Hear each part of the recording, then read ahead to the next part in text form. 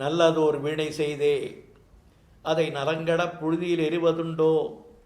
சொல்லடி சிவசக்தி, என்னை சுடர்மிகும் அறிவுடன் படைத்து விட்டாய். வல்லமை தாராயோ இந்த மாநிலம் பயனுற வாழ்வதற்கே. சொல்லடி சிவசக்தி, நிலச்சுமையென வாண்டிடப் புரிகுவையோ? திருவரங்கம் ராசவேலர் செண்பகத் தமிழரங்கில் வள்ளுவர் வாய்மொழி மாண்பு என்கிற பொது தலைப்பிலே நாம் தொடராக சொல்லிக் கொண்டிருக்கிறோம். அரங்கின் நிறுவனர் ராசவேலு செண்பகவல்லி அவர்களை வணங்கி, அரங்கின் பொறுப்பாளர் ராச இளங்கோவனையும் செல்வி செண்பகாதேவியையும் வாழ்த்தி நாம் உரை தொடங்குகிறோம். பேரன்புமிக்க பெரியோர்களே, தாய்மார்களே, பேராசிரியர் நண்பர்களே, மாணவ மணிகளே, தமிழ் ஆர்வலர்களே, உங்கள் அனைவரையும் வணங்கி மகிழ்கிறேன். நாம் இதுவரை 121 அதிகாரங்களை நிறைவு செய்திருக்கிறோம். சென்ற பொழிவிலே 2 அதிகாரங்களை பார்த்திருக்கிறோம். தனிப்படர் மிகுதி என்கிற ஒரு அதிகாரத்தையும், அடுத்ததாக மற்றொரு அதிகாரத்தையும் நாம் பார்த்திருக்கிறோம்.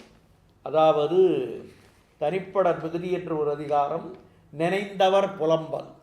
121வது அதிகாரம் நினைந்தவர் புலம்பல். இப்போது நாம் பார்க்க இருப்பது 122வது அதிகாரம், அதாவது கனவு நிலை உரைத்தல். அதாவது கனவு காண்கிறாள். ஆழ்மனத்தினுடைய பதிவு கனவாக வெளிப்படும். அப்படி இந்த தலைவனை பிரிந்திருக்கிறாள். அவள் உறங்குகிற போது அந்த தலைவன் கனவிலே வருகிறான். அந்த உணர்வுகளை அவள் வெளிப்படுத்துகிறாள். அந்த எப்படியெல்லாம் அவள் வெளிப்படுத்துகிறாள் என்பதை இந்த 10 குறட்பாக்களிலே, இந்த அதிகாரத்திலே வள்ளுவர் பேசுகிறார். முதல் குறட்பா, தலைவி தான் கண்ட கனவின் இயல்பை உரைத்தல் தான் கனவு நிலை உரைத்தல். காதல் தூதோடு வந்த கனவினுக்கு யாது செய்வேன்கொல் விருந்து. காதலர் தூதோடு வந்த என் இனிய காதலர் விடுத்த தூதினை என்னிடம் கொண்டு வந்த. அதாவது தூதினை கொண்டு வருகிறது என்றால் காதலனையே அந்த கனவு கொண்டு வந்திருக்கிறது தூதாக. கனவு என்னும் பேரன்பு உடையவனுக்கு, கனவு ஒரு ஆணாக சொல்கிறார், இந்த கனவு என்கிற தூதாக வந்திருக்கா. கனவு வந்துச்சு, அதில் தலைவன் வந்தான். அந்த கனவை என்ன சொல்கிறா, தூதாக வந்தது, தலைவனை கொண்டு வந்து நேராக நிறுத்தியது. அதாவது ஒரு படத்தை கொண்டாந்து காட்டுற மாதிரி இந்த தலைவனை கனவிலே அவள் நேராக கண்டாள். அப்போ என்ன நினைக்கிறா, இந்த கனவே தூதாக வந்ததாக உணர்கிறாள். யாது செய்வேன்கொல் விருந்து, அந்த தூதாக வந்த அந்த கனவினுக்கு நான் என்ன கைமாறு செய்வேன், எப்படி அதற்கு விருந்தளிப்பேன், எப்படி அந்த கனவினை நான் மகிழ்விப்பேன் என்று பேசுகிறாள். பகைவரிடத்திலிருந்து தூதாக வந்தவரை ஏற்று போற்றுவது அரசியல் அறம். இனிய தலைவனின் தூதாக வந்த கனவினுக்கு யான் எத்தகைய விருந்து செய்ய வல்லேன் என்று பேசுகிறாள். தென்தேர் நள்ளி காணத்தண்டர் பல்லா பயந்த நெய்யில் தொண்டி முழுதுடன் விளைந்த வெண்ணல் வெஞ்சோறு எழுகலத்து ஏந்தினும் சிறிதன் தோழி பெருந்தோள் நெகிழ்த்த செல்லற்கு விருந்து வர கரைந்த காக்கைது வலியே. ஒரு தலைவன் வரப்போகிறார் என்று காக்கை கரையுது. அதாவது எப்போவுமே காக்கை கரைந்தால் விருந்து வரப்போகிறது என்று ஒரு நம்பிக்கை நம்முடைய நாட்டிலே உண்டு. அது மாதிரி ஒரு அகப்பாடல்ல ஒரு தலைவி சொல்கிறா, என் தலைவன் வரப்போகிறான் என்று இந்த காக்கை கரைந்ததே, இந்த காக்கைக்கு நான் எப்படி என்ன விருந்து கிடக்க போகிறேன் அப்படின்னு பேசுகிறான்.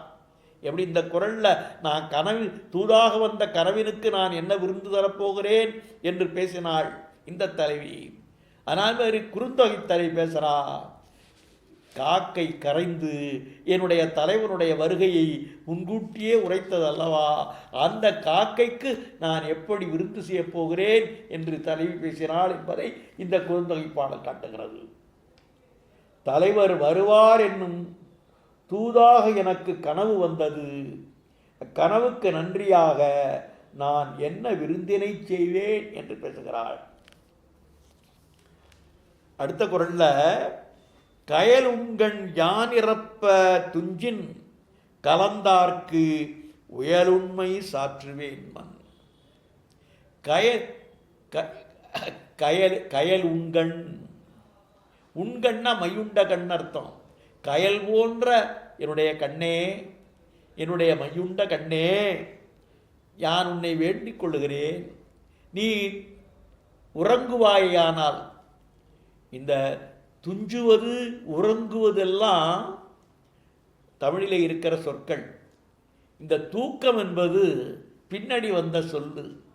இலக்கியத்திலே தூக்கம் என்பதற்கு மெதுவாக செய்தல்னு அர்த்தம்.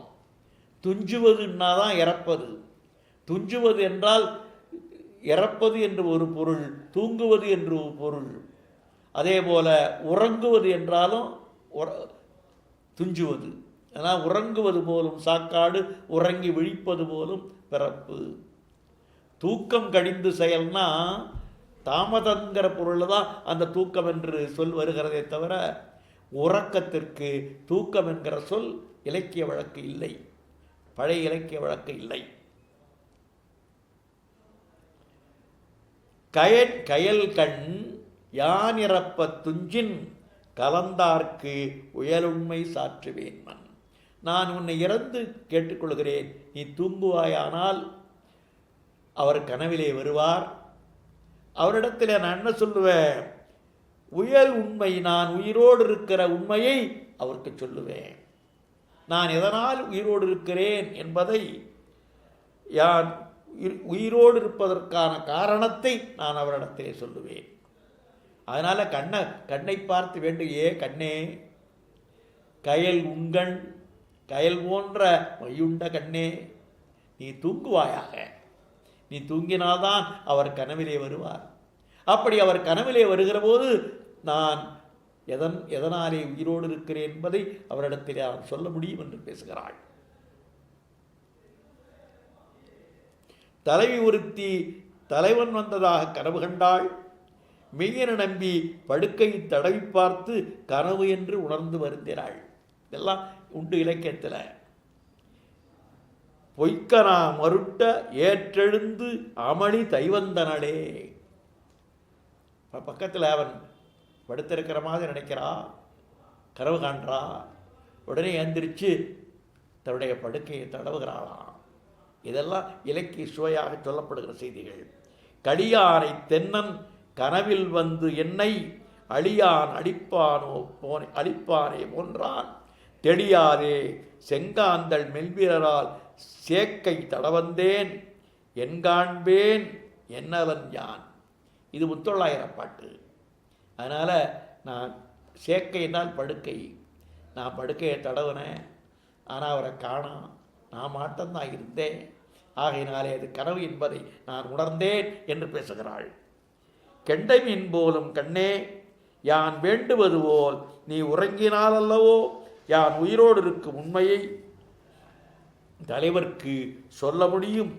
அதனாலே நீ உறங்குவாயாக என்று தன்னுடைய கண்ணுக்கு வேண்டுகோள் விடுக்கிறாள் இந்த தலைவி. நனவினால் நல்காதவரை கனவினால் காண்டலின் உண்டன் உயிர். நனவிலே, நிஜ வாழ்க்கையிலே என்னிடத்திலே அன்பு பாராட்டாதவர், என்னை வந்து பார்க்காதவர், என்னிடத்திலே கலந்து இன்பம் அடையாதவர், நனவினால் ஆனாலும் நான் இருக்கிறேன்னு சொன்னால் அவரை கனவிலே காண்பதனால்தான் நான் இன்னும் உயிரோடு இருக்கிறேன். நனவினால் நல்காதவரை, நல்குதல் என்றால் அருள் புரிதல் அர்த்தம். நல்ல அன்பான வார்த்தை பேசுவது, அன்போடு தழுவுவது, அன்பான பார்வை பார்ப்பது, இதெல்லாம் நல்குதல். நனவினால் நல்காதவரை கனவினால் காண்டலின் உண்டன் உயிர். அப்படி காண்பதனாலே தான் என் உயிர் இருக்கிறது. அப்படி அவரை கனவிலே காண முடியாது போனால் நான் இறந்து விடுவேன் என்று பேசுகிறாள். கனவிற்கானும் இவளே நனவிற்கானாள் நின்மார்வே என்று 500. நனவு பொழுதிலே வந்து நலம் செய்யாத தலைவரை கனவின் கண் காண்பதனாலே என் உயிர் உடலினின்று போகாமல் உள்ளது என்று பேசுகிறாள். அடுத்த குறள்ல 4வது குறட்பாவில் கனவினான் உண்டாகும் காமம் நனவினான் நல்காரை நாடித்தரற்கு. அதாவது நனவினால் நல்காரை, அது நேராக வந்து மகிழ்வூட்டாத தலைவரை. நல்குதல் என்றால் மகிழ்வூட்டுதல். நாடித்தரற்கு தேடி அலைந்து கண்டு யான் காணத் தருவதற்காக. கனவினால் உண்டாகும் காமம், கனவிடத்து பெருங்காமம் எனக்கு உண்டாகிறது. கனவு மேலே எனக்கு ஒரு விருப்பம் ஏற்படுது. ஏன்னா அவரை வந்து கனவுலையாவது எனக்கு காட்டுகிறதல்லவா இந்த கனவு. அதனாலே எனக்கு கனவு மேலேயே ஒரு விருப்பம் ஏற்படுதுன்னு பேசுகிறார் இவர். எங்கும் தேடி அலைந்து பெற இழந்தராத நாணமும், அவரை தேடி கண்டுபிடிக்க முடியல, என்னுடைய நாணம் அதற்கு இடம் தரவில்லை. பெண்மையும் உடைய எனக்கு கனவில் தலைவரை தந்து உதவுவதால் அக்கனவின் மேல் எனக்கு பெருவிருப்பம் உண்டாகிறது. இந்த காமம் என்கிற சொல்லுக்கு பெருவிருப்பம். எது மேலே பெருவிருப்பமா? கனவு மேலே பெருவிருப்பம். ஏன் கனவு மேலே பெருவிருப்பம்? அந்த கனவு தான் தலைவனை தலைவிக்கு காட்டுகிறது. நனவு பொழுதில் வந்து நன்மை செய்யாத தலைவரை கனவு தந்து உதவுகின்றவையினாலே அக்கனவின் மேல் பெருவிருப்பம் உளதாகின்றது என்று பேசுகிறாள். நனவினால் கண்டதும் ஆங்கே கனவும் தான் கண்டபொழுதே இனிது. நனவினால் கண்டதும் நேரடியாக கண்டு கூடும் மகிழ்வும் அவ்விடத்தே அப்பொழுதேதான் கனவும் தான் கனவிலே கண்டு கழிப்பதும் கண்டபொழுதே இனிது, காணும் அப்பொழுதே இனிதாக. நனவிலும் கனவிலும் ஏதும் இன்பம் ஒரே மாதிரி தான் இருக்கிறது என்று தலை பேசுகிறான். அதாவது நனவினால் கண்டதுமாங்கே கனவும் தான் கண்டபொழுதே இனிது, ரெண்டுமே ஒரே மாதிரியாகத்தான் இருக்கிறது. நனவிலே தலைவரை கண்டதும் அப்பொழுதுக்கு இன்பமாயிற்று, கனவிலேயும் அவரை காணும் அப்பொழுதுக்கு அவ்வாறே இன்பமாயிற்று. நனவில் கண்டாலும் இன்பமாகத்தான் இருக்கு, கனவில் கண்டாலும் இன்பமாகத்தான் இருக்கு, ரெண்டும் ஒன்னாத்தான் இருக்கு அப்படின்னு பேசுகிறான் இந்த இடத்துல. நனவென ஒன்றில்லையாயின் கனவினான் காதலர் நீங்கலார் மண். அதாவது நனவு என்று ஒன்று இல்லை என்றால் என்ன சொல்கிறா? தூங்கி நான் விழிச்சுக்கிறேன், அப்படி விழிக்காமல் கனவு கண்டுக்கிட்டு தூங்கிக்கிட்டே இருந்தேன்னா அவர் என்னோடே இருப்பார், அவரை நான் கனவுல பார்த்துக்கிட்டே இருப்பேன். அதனால் இந்த நனவுன்னு ஒன்று வந்து தொலைஞ்சதுனால தான் நான் விழித்து கொள்ள நேர்ந்தவையினால்தான் நான் அந்த காதலரை பார்க்க முடியாமல் போகிறது என்று பேசுகிறாள். நனவு பொழுது என்பது ஒன்று இல்லாமல் இருக்குமானால் உறக்கத்திலே ஏற்படும் கனவினால் என் காதல் தலைவர் என்னை விட்டு நீங்காது உடனிருப்பார். எப்போது இருப்பார்? ஏன்னா கனவு நான் தூங்கிக்கிட்டே இருப்பேன், அவரை பார்த்துக்கிட்டே இருப்பேன், கனவுலே அவர் வந்து கொண்டே இருப்பார். பகலே இல்லாத இரவே எப்போதும் இருக்குமானால் நான் உறங்கிக் கொண்டே இருப்பேன், அவரை கனவில் எப்போதும் கண்டுகொண்டே இருப்பேன், அவர் எப்போதும் என்னை விட்டு நீங்காது உடனிருப்பார் என்று பேசுகிறாள். நனவினால் நல்கா கொடியர் கனவினால் என்னம்மை பிழிப்பது. கோவம் திருச்சிப்பா முதல்ல இல்லை ஒன்று தான் சொன்னால், இப்போ நேராக எனக்கு அருள் புரியாதவர் ஏன் கனவுல என்னை துன்புறுத்துகிறார்னு பேசுகிறார். நேரில் கூடியிருக்காமல் கொடுமை செய்யும் தலைவர்,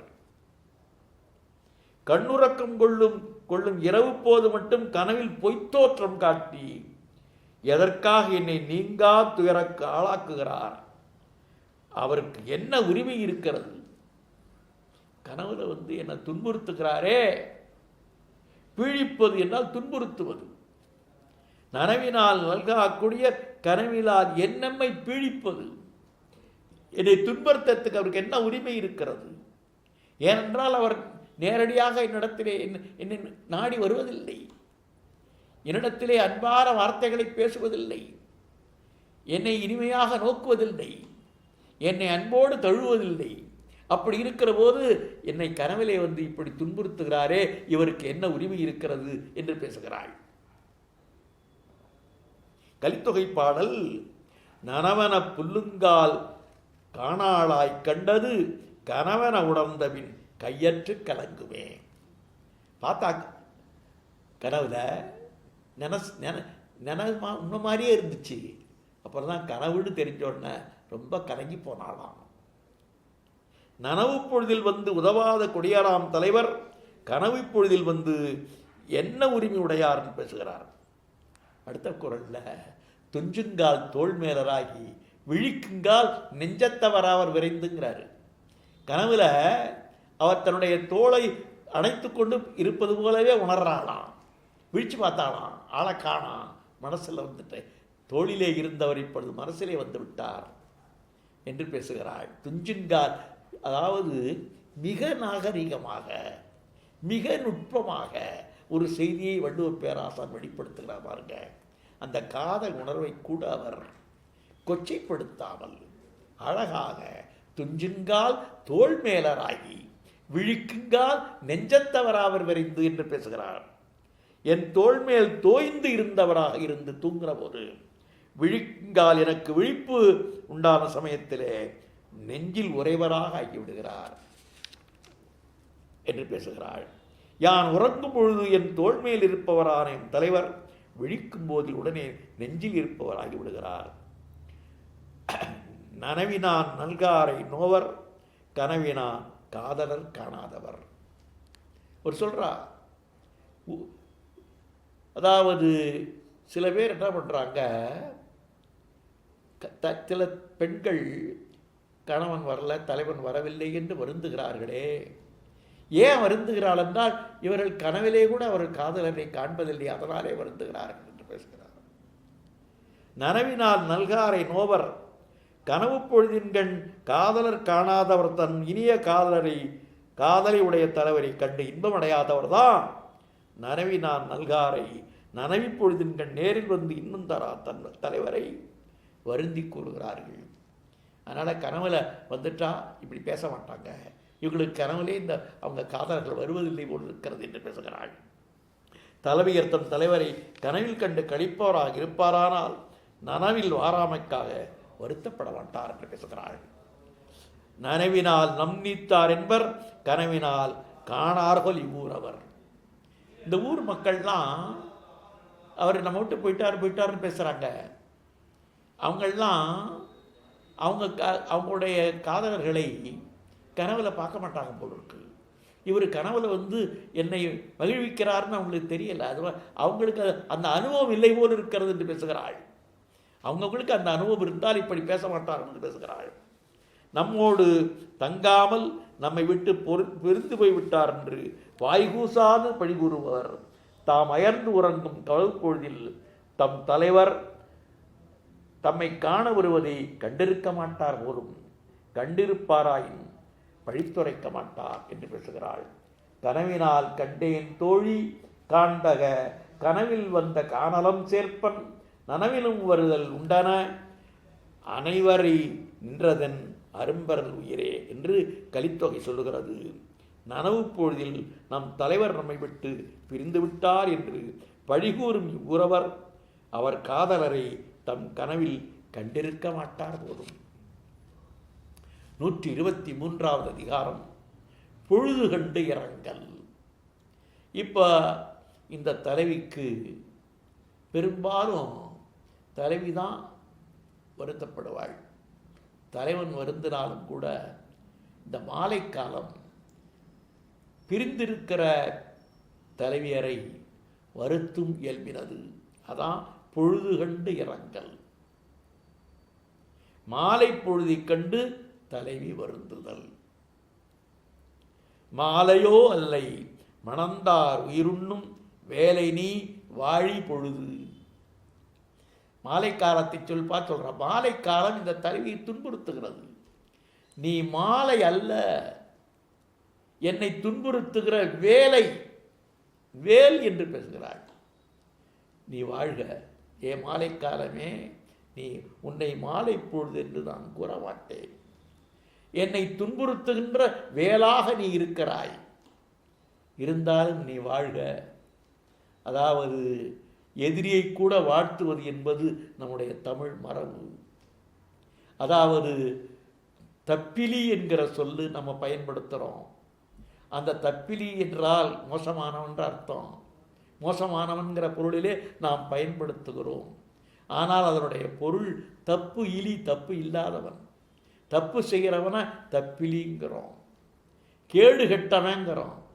அப்படின்னா கேடு இல்லாதவன் அர்த்தம். ஆனால் நாம் வசைபாடுகிற போது அவனை கேடு கெட்டவன் என்று சொல்கிறோம். இதெல்லாம் தமிழிலே இப்படி சொல்லுகின்ற மரபெல்லாம் இருக்கிறது. அது மாதிரி இங்கே இந்த காலம் என்பது பெரும்பொழுது சிறுபொழுதுன்னு சொல்கிறது.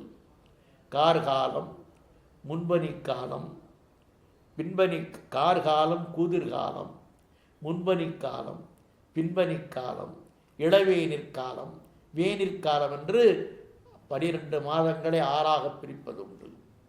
அதே மாதிரி ஒரு நாளை வைகறை, விடியல், நண்பகல், மாலை, முன்னிரவு, நள்ளிரவு என்பது சிறுபொழுது, 6 சிறுபொழுது. பறவை கால்நடையெல்லாம் வீட்டுக்கு திரும்புகிற நேரம் மாலை நேரம். அப்போ என்ன பண்ணுறான், அவையெல்லாம் வீடு நோக்கி திரும்புகிற போது தன்னுடைய தலைவன் மாத்திரம் வரவில்லை என்று இவள் கலங்குகிறாள், கவலைப்படுகிறாள். அதனால் அந்த மாலை அவள் கடுமையாக சாடுகிறாள்.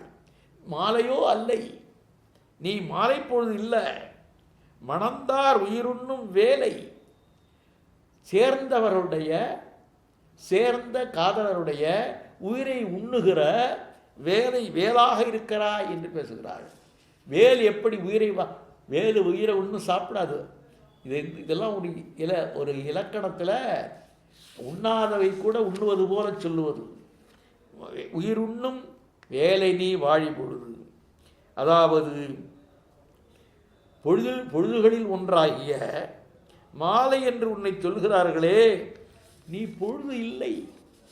ஆனால் என்னவா, மணந்தார் உயிருண்ணும் வேலை, கூடி இணைந்திருந்த தலைவன் தலைவியரின் உயிரை உண்கின்ற வேலை போன்றாய், வேல் போன்றிருக்கிறாய். நீ வாழி, நீ வாழ்வாயாக. என்ன உயிரை உண்ணுவதைப் போல் வாழ்த்துவதா என்றால் இதெல்லாம் ஒரு கவி மரபு. அதாவது ஒழிக என்று சொல்லுவது முறை அல்ல.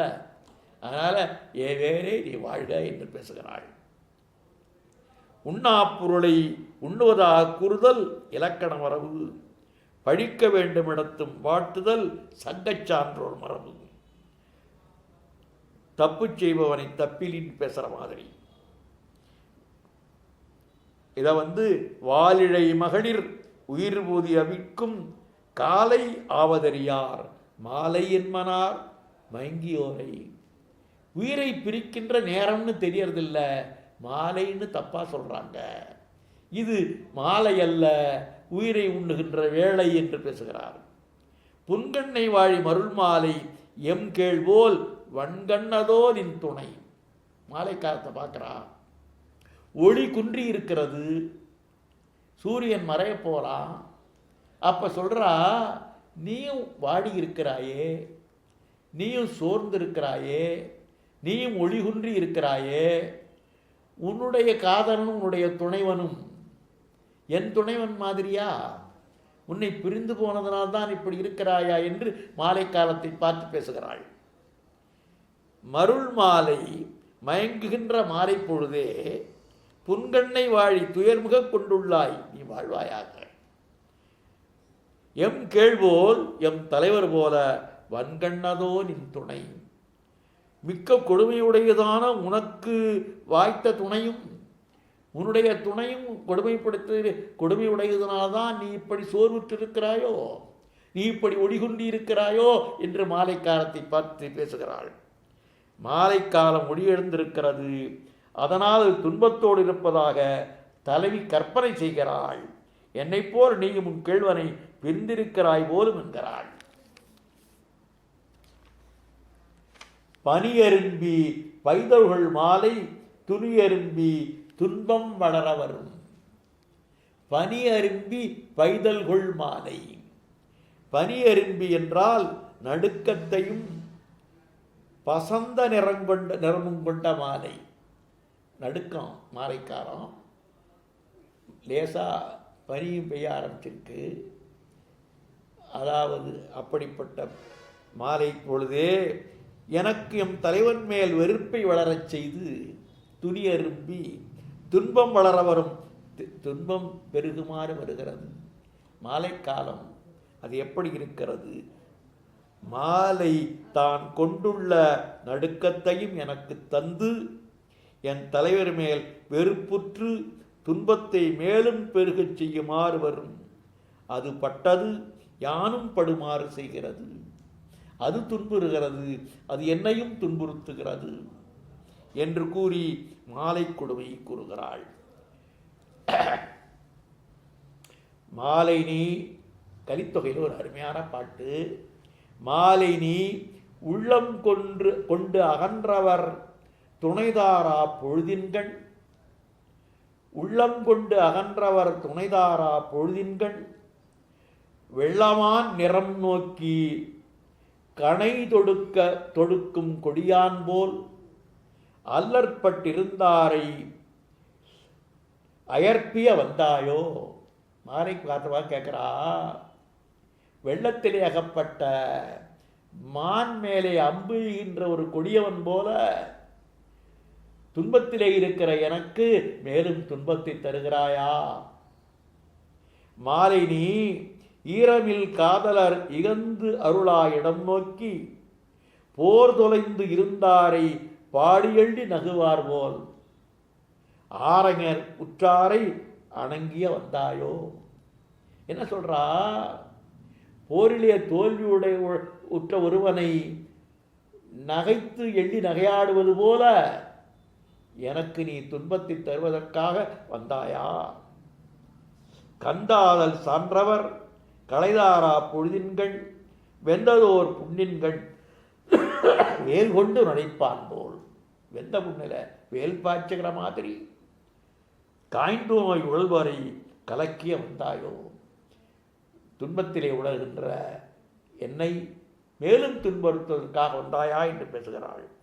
அதனால நடுக்கம் தோன்றி பசப்பு நிறம் கொண்ட மாலை பொழுது என் கணவர் மேல் எனக்கு வெறுப்புண்டாக்கி துன்பம் பெருகுமாறு வருகிறது. காதலர் இல்வழி மாலை கொலைக்களத்து ஏதிலார் போல வரும். 4வது குறள். காதலர் பிரிந்திருக்கிற போது அந்த மாலைக்காலம் வருதான்.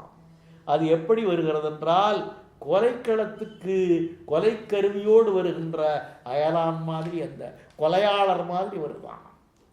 அந்த கொலையாளர் என்ன பண்ணுவாங்க? கொலைக்களத்துக்கு வந்து அங்கே இருக்கிறவனை கொண்டு போட்டுருவான். அது மாதிரி என்னை துன்புறுத்துவதற்காக எப்படி கொலைக்களத்துக்கு வருகின்ற அந்த கொலையாளர் போல ஏ மாலையே நீ வருகின்றாய் என்று பேசுகிறாள். மாலையாம் கொடிய பொழுது கொலைக்களத்து எதிரார் போல வரும். கொலைக்களத்திற்கு கொல்லும் கருத்து தோன்ற கொண்டு வருகின்ற கொலையாளன் போல் வருகிறது. வெஞ்சின வேந்தன் வியன்பெறும் பாசறை வென்றி வேட்கையோடு நம்மும் உள்ளார்.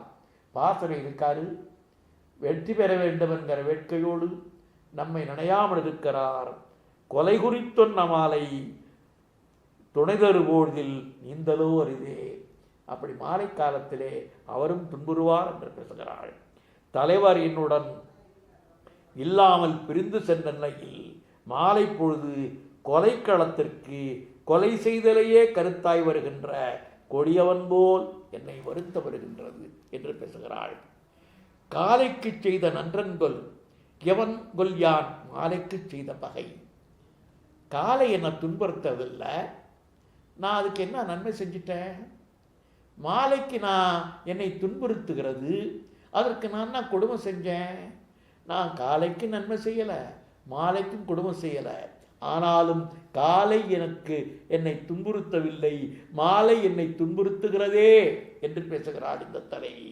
காலைக்கு செய்த நன்றன்கள் எவன்கொல் யான் மாலைக்கு செய்த பகை. யான் மாலை பொழுதுக்கு என்னதான் தீமை செய்தேன்? எதுவும் செய்யவும் இல்லை. ஆனாலும் இவ்வாறு என்னை வாட்டி வருத்துவது எதற்காகவோ அறிந்திலேன். நான் காலைக்கோ மாலைக்கோ என் நன்மையோ தீமையோ செய்யவில்லை. அவ்வாறு இருக்க காலை என்னை வருத்தவில்லை, மாலையோ நான் தீமை செய்தது போல் என்னை துன்புறுத்துகிறது என்று பேசுகிறாள். மாலை நோய் செய்தல் மணந்தார் அகலாத காலை அறிந்ததிலே. மணந்தார் அகலாத காலை என் தலைவர் என்னோடு கூடியிருந்து பிரியாத பொழுதில் மாலை நோய் செய்தல் மாலை பொழுது வந்து என்னை துன்புறுத்துதலை அறிந்ததிலே. அவர் என்னோடு கூடியிருந்த போது மாலை பொழுது இப்படியெல்லாம் துன்புறுத்தும் எனக்கு தெரியாது. அவர் பிரிந்திருக்கிற போதுதான் அது தெரிகிறது என்று பேசுகிறார். மாலை என்னை துன்புறுத்துவது அவர் இல்லாத துணிச்சலாதான் போலும் என்று பேசுகிறாள். தன்னந்துறைவன் தனவாவுங்கே வாலிழை மகளிர் விழவடி கூட்டும் மாலையோ அறியேன் மன்னே. மாலை நிலம்பரந்தன்ன புன்கனொடு புலம்புடைத்தாதல் அறியேன் ஞானே. இப்படி மாலைக்காலம் துன்புறுத்தும் என்று யான் அவரோடு கூடியிருந்த சமயத்திலே எனக்கு தெரியவில்லையே என்று பேசுகிறாள்.